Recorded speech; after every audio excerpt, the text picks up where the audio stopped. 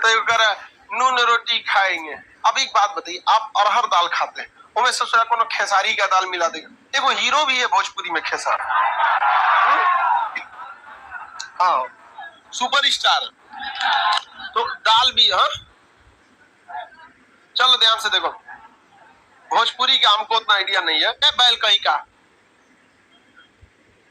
तो रिश्तेदार है सब भोजपुरी वाला, तो काहे तुम हल्ला कर रहा है? भोजपुरी गानों में ना तो कर नून रोटी खाएंगे। अब एक बात बताइए, आप अरहर दाल खाते हैं, उनमें सबसे ज्यादा कोनो खेसारी का दाल मिला देगा। देखो हीरो भी है भोजपुरी में खेसारी, हाँ सुपरस्टार, तो दाल भी। हाँ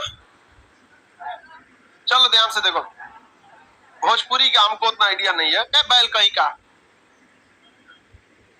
तो रिश्तेदार है सब भोजपुरी वाला, तो काहे तुम हल्ला कर रहा है? भोजपुरी गानों में ना